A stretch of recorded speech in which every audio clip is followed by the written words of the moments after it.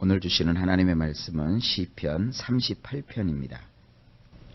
할렐루야. 오늘 이 시편 38편 말씀은 우리 성경에 보면 다윗의 기념케 하는 시라고 되어 있습니다. 이것은 무슨 뜻이냐면 다윗의 시인데 지나온 날들을 회상하는 시라는 뜻입니다. 지나온 날들에 다윗이 겪었던 많은 어려움 가운데 다윗이 죽음의 위기를 경험합니다. 아마도 전쟁을 해서 그의 몸이 상했는지 또 어떤 이유로 인해서 이렇게 됐는지 모르겠지만 다윗이 아주 굉장히 힘들고 어려운 가운데 그의 육체가 부상을 입습니다. 그 가운데서 하나님 앞에 기도했던 그런 내용입니다. 이런 시를 대할 때 사람들이 좀 해석하기가 아주 까다로워집니다. 도대체 하나님의 보호하심과 또 하나님의 인도하심을 늘 노래했던 다윗이 어떻게 이렇게 심각한 노래를 하는가 이렇게 생각할 수 있는데 시편 38편 역시 다윗의 시 가운데서 아주 뛰어난 시 중에 하나입니다. 그 내용을 좀 보게 되면 1절에 여호와여 주의 노로 나를 책하지 마시고 분노로 나를 징계치 마소서. 원문으로 보면 아도나이여 당신의 진노 가운데 나를 두시겠다고 결정하지 마시고, 우리하고 좀 많이 다르게 돼 있죠. 주의 노로 나를 책하지 마시고, 이 말이 주의 진노 가운데 나를 두시겠다고 결정하지 마시고, 또한 당신의 활활 타오르는 분노로 나를 징벌하고자 하지 마소서. 다윗은 자기가 당하는 그 부상의 어려움을 하나님의 진노 그리고 하나님의 분노로 해석을 합니다. 그러면서 2절에 보면 주의 살이 나를 찌르고 주의 손이 나를 심히 누르시나이다 그랬어요. 원문으로 보면 왜냐하면 당신의 화살들이 나의 속을 꿰뚫으시오며 당신의 손이 나를 짓누르시기 때문이니이다. 그래서 자기가 지금 화살에 지금 맞은 것 같아요. 화살에 맞아서 아주 괴로워하면서도 아이고 아파 그러는 것이 아니라 하나님이 나를 진노 가운데 두시는 거구나. 하나님이 나를 향해서 분노하신 거구나. 좀 그렇게 느끼고 있다는 것이죠. 3절입니다. 주의 진노로 인하여 내 살에 성한 곳이 없사오며 나의 죄로 인하여 내 뼈에 평안함이 없나이다. 여기 주님의 진노가 주님의 성냄입니다. 그래서 당신의 성냄으로 인해서 나의 몸뚱이에 성한 데는 한 곳도 없사오며 또 나의 죄로 인하여 내 뼈들 가운데 온전한 것은 하나도 없나이다. 자기의 삶에 대해서 이렇게 해석을 하고 있어요. 자기가 화살에 맞은 것은 하나님의 성내심 때문이다. 그리고 자기가 지금 뼈 가운데 온전한 것이 하나도 없다고 그랬어요. 그 뼈를 도려내는 아픔이라는 것이 있죠. 지금 그런 아픔이 있습니다. 그런데 그것은 자기의 죄 때문이라는 것이죠. 주님의 분내심과 나의 죄로 인해서 나의 몸뚱아리에 성한 것이 한 군데도 없고 뼈들 가운데 온전한 것이 하나도 없다 그래요. 우리 성경에는 뼈에 평안함이 없다고 그랬는데 사실은 원문에 이 평안함이라는 말은 없고요. 온전하다라는 뜻만 있습니다. 그러니까 뼈들 가운데 온전한 것이 하나도 없다는 것이죠. 그 다음에 4절에 내 죄악이 내 머리에 넘쳐서 무거운 짐 같으니 감당할 수 없나이다. 이것도 원문으로 보면 이렇습니다. 나의 머리 위로 나의 죄악들이 넘침으로 그 무거움이 내가 지기에는 너무도 중하나이다. 그러니까 자기 머리 끝까지 죄악이 넘쳤다는 것이죠. 이 죄악의 물에 자기가 푹 빠져 있었다는 것이에요. 그래서 무거움을 내가 지기에는 너무도 중하나이다. 5절에 내 상처가 썩어 악취가 나오니 나의 우매한 연고로소이다. 나의 상처가 썩어서 악취가 진동하나이다. 이는 나의 어리석음 때문에 생긴 것이니이다. 계속 그 다윗은 자기 자신을 돌아보면서 자기 인생 가운데 벌어졌던 이런 죽음의 위기를 하나님의 진노, 하나님의 분노, 그리고 하나님의 성내심, 자기의 죄, 그리고 자기의 죄악, 그리고 자기의 어리석음이라고 고백을 하고 있습니다. 그 다음에 6절에 보면 내가 아프고 심히 구부러졌으며 종일토록 슬픈 중에 다니나이다 그랬어요. 여기 내가 구부러져 바닥에 엎드러짐이 심히 극심하오며 모든 날 동안 칠흑같이 어두워진 채 다니나이다. 우리 성경은 원문에 비해서는 약간 좀 약하게 번역이 되어 있는데 원문에 보게 되면 구부러졌다는 거예요. 얼마나 아팠나 하면은 땅바닥에 엎드러졌다는 거예요. 그것이 굉장히 심하는데 자기의 사는 날 동안 계속해서 칠흑같이 어두운 암흑 속에서 자기 자신이 헤매고 있었다라고 고백을 합니다. 그 다음에 7절에 보면 내 허리에 열기가 가득하고 내 살에 성한 곳이 없나이다. 원문으로 보면 이에 나의 허리 부위가 열기로 화끈거리고 나의 몸뚱아리에 성한 곳은 하나도 없나이다.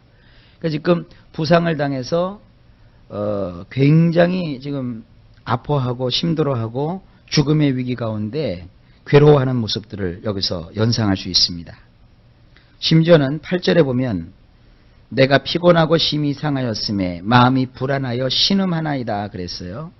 여기서 원문으로 보면 내가 마비가 되고 심히 상했다는 말은 뭐냐면 가루가 된 듯함이 극심하오며 그리고 나의 마음으로 끙끙거리며 신음하나이다. 그러니까 심각하게 지금 부상을 입고 사경을 헤매고 있는 것 같은 그런 상황입니다. 그런데 그 가운데서도 그가 하나님 앞에 은혜를 구하고 있습니다.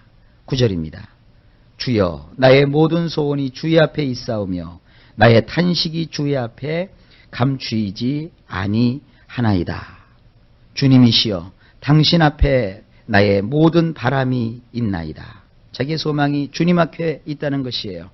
그리고 나의 신음함을 당신에게 더 이상 숨길 수 없나이다.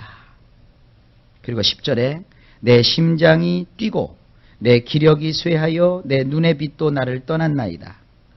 원문으로 보면 나의 심장이 고동을 치고 내 기력이 쇠해졌고 나의 두 눈의 빛도 사라졌나이다. 눈이 막 감겨서 가물가물거리는 거예요. 그러니까 요즘 의학용어로 하면은 코마 상태죠. 혼수 상태에 들어간 겁니다. 11절에 나의 사랑하는 자와 나의 친구들이 나의 상처를 멀리하고 나의 친척들도 멀리 섰나이다. 자, 이것도 보면 나의 사랑하는 자들과 친구들은 나의 역병으로 인하여 앞에서 자취를 감춰버렸으며 나의 친척들도 멀리 섰나이다. 여기 보면 단순히 상처로 되어 있는데 원문에 보면은 역병이라고 되어 있어요.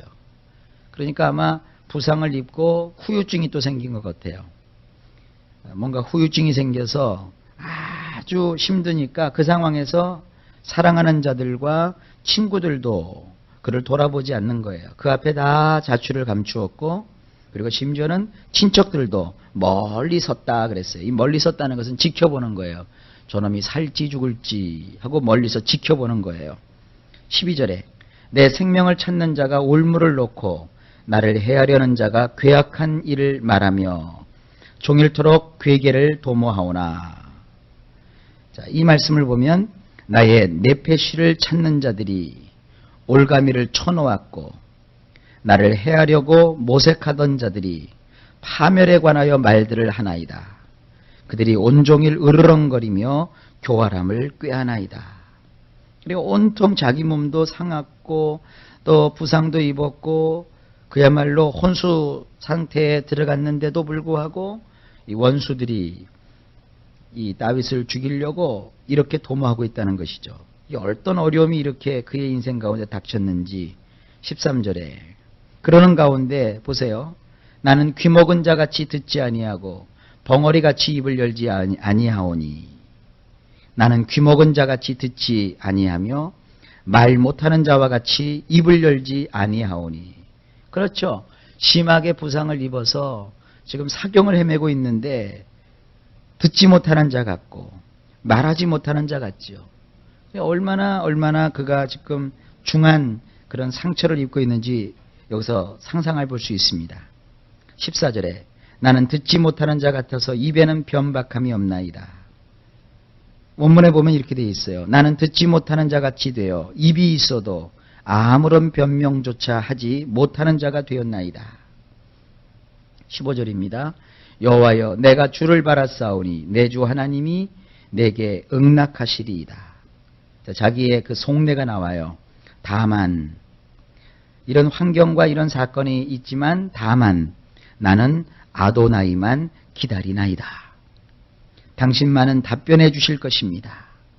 나의 엘로힘 주님이시여. 그러니까 절박한 상황에서 주님만 바라보는 거예요. 그런 다음에 16절을 가보면 내가 말하기를 두렵건대 저희가 내게 대하여 기뻐하며 내가 실족할 때에 나를 향하여 망자 존대할까 하나이다. 이 망자 존대라는 말이 참 어려운 말인데 원문에 이렇게 어렵게 되어 있지 않습니다. 원문으로 보면 내가 말하기를 그들은 나를 기뻐하지 아니할 것이기에 기우뚱하며 내 발이 미끄러지면 더욱 기승을 부리며 나를 대적할 것이라고 하였나이다. 그러니까 여기가 다윗이 만약에 입이 있어서 자기가 말을 한다면 이런 말을 할 수밖에 없습니다. 그들은 나를 기뻐하지 않습니다. 내 주변에 있는 사람은 다 나를 기뻐하지 않습니다. 내가 기우뚱하며 발이 미끄러지면 더욱 그들이 기승을 부리며 나를 대적할까 하나이다. 그러니까 자기가 지금 이런 군박한 처지에 있을 때 사람들이 자기를 보고 불쌍히 여기는 것이 아니라 이제 저놈 죽었다. 이제 너는 끝장이다. 이렇게 될까봐 두렵다는 것입니다. 그래서 17절에 이렇게 말합니다. 내가 넘어지게 되었고 나의 근심이 항상 내 앞에 있사오니 나는 이미 비틀거리며 넘어질 준비가 되어 있으며 나의 슬픔은 내 앞에 계속 되나이다. 그러니까 이 상황에서 볼 수 있는 것은 이미 이 다윗은 꺾일 대로 꺾인 거예요. 그리고 훅 바람만 불면 넘어질 이 풍전등화와 같은 위기 속에 그의 인생이 지금 처해 있던 거예요. 아주 굉장히 절박하죠. 그래서 18절에 그래서 그가 할 수 있었던 일이 뭐냐? 내 죄악을 고하고 내 죄를 슬퍼함이니이다. 이에 나는 나의 잘못을 고백하였으며 나는 나의 죄로 인하여 근심이 이만저만이 아니나이다. 그러니까 주변에 있는 사람들도 다 자기를 떠났고 몸은 병들어서 이제 거의 죽게 되었고 자기 인생은 완전히 넘어져서 회복할 조짐도 보이지 않아요. 그 순간에 다윗이 유일하게 할 수 있었던 일은 뭐냐 하면 잘못을 고백하고 그리고 그 죄를 아파하는 것이죠. 19절에 내 원수가 활발하며 강하고 무리하게 나를 미워하는 자가 무수하오며 나의 원수들은 생기가 펄펄 넘치며 나를 미워하며 속이기에 정신없는 자들이 얼마나 많은지 모르나이다. 20절에 또 악으로 선을 갚는 자들이 내가 선을 쫓는 연고로 나를 대적하나이다. 선을 대신하여 악으로 갚는 자들이 나의 대적들이오니 이는 내가 선을 따르기 때문이니이다. 자기는 그렇게 어려운 처지에 있지만 선만 추구했다는 거예요. 그러나 선을 대신해서 악으로 갚는 자들은 지금 기세가 등등하다는 것입니다. 그래서 아주 절박하게 이렇게 하나님 앞에 호소해요. 21절에 여호와여 나를 버리지 마소서 나의 하나님이여 나를 멀리하지 마소서 나를 잊지 마소서 아도나이시여 나의 엘로힘이시여 나를 멀리하지 마소서. 그리고 22절에 속히 나를 도우소서 주 나의 구원이시여 신속하게 나를 도와주소서 나의 주님 나의 구원이시여. 그래서 하나님 앞에 이 다윗이 이런 죽음의 위기 속에서 간절하게 간구하는 거예요. 이러한 그 다윗의 시편은요 굉장한 감동을 주어요. 근데 이 다윗이 이걸 언제 썼느냐면 회상하는 시예요. 그 옛날 일을 기념하는 거예요. 그래서 그거를 사람들 앞에서 발표하는 거예요. 이게 사실은 옛날로 치면 찬송입니다. 우리가 보통 인간 세상에서 사람들의 지혜로 찬송을 만들고 작곡을 하고 작사를 해도 이렇게 깊은 내용을 담을 수가 없습니다. 되게 그 찬송을 쓰시는 분들은 이런 걸 가지고는 찬송들을 하나도 못 만들어요. 정말 훌륭한 찬양 작곡가들이 이런 시편을 가지고 곡을 쓰면 굉장할 거예요. 어쨌든 중요한 것은 다윗이 이런 위기를 다 겪었어요. 이겼어요.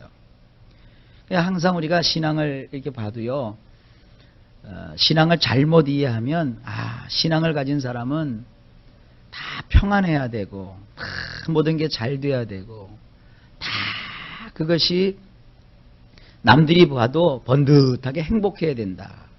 이건 거짓 복음이에요.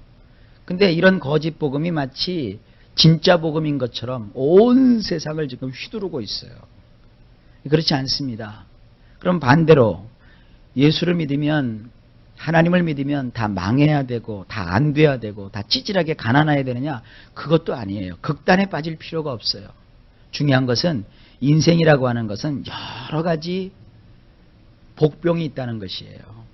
좋은 일이 있을 때도 있고 나쁜 일이 있을 때도 있고 또 승리할 때도 있고 이렇게 원수의 화살을 맞아서 그저 그것이 다 골마가지고 남들이 나를 향해서 봐라, 이 사람은 하나님께 진정 버림받은 자다.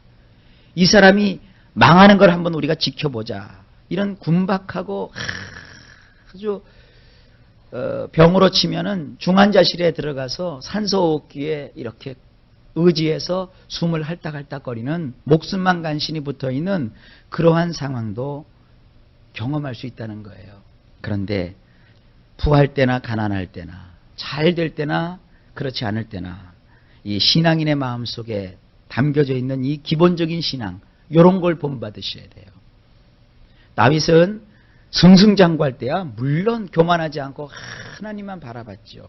근데 의식불명의 이런 상태에서도 그의 영혼이 하나님을 향해서 헐떡헐떡거리잖아요. 하나님, 내가 주님을 바라봅니다. 원수가 나를 향해서 화살을 쏘아서 나를 적중시키고 맞췄지만 이것은 하나님이 나를 분노하신 것입니다. 하나님이 나를 향하여 성내신 것입니다. 원수의 손에 나의 목숨이 달린 것이 아니라 하나님의 손에 달렸사오니 하나님이여, 하나님이여, 나를 잊지 마소서. 내가 나의 죄를 고백합니다. 내 마음에 있는 이 악함을 하나님 앞에 다 내려놓습니다. 그러하오니 하나님, 나를 잊지 말아주세요. 나를 불쌍히 여겨주세요. 원수가 나를 이기어 개가를 부리지 않도록 하나님께서 나를 도와주세요. 바로 그렇게 하나님 앞에 호소하고 있는 거예요. 결국 하나님이 어떻게 하세요? 다윗을 회복시켜 주시죠. 그리고 그를 아주 훌륭한 왕으로 삼아 주시죠. 자, 이것이 우리의 인생 속에 어떻게 적응이 될까요? 여러분 각자 이 말씀을 통하여서 하나님 앞에 깊이 은혜를 깨달으시고 하나님께 모든 인생을 맡기시며 어떠한 상황이 나에게 닥친다 할지라도 그것이 행복인지 불행인지 인간의 눈으로 판단하지 마시고 하나님만을 의지하고 하나님만을 기다리는 우리들이 되실 수 있기를 예수님의 이름으로 축원합니다. 하나님은 속히 도우십니다. 하나님은 구원해 주십니다. 하나님은 가까이서 나를 회복시켜 주시고 인도해 주시고 큰 승리와 궁극적인 축복을 주실 것입니다. 이런 하나님의 돕는 은혜가 넘치게 임하시기를 예수님의 이름으로 축복합니다.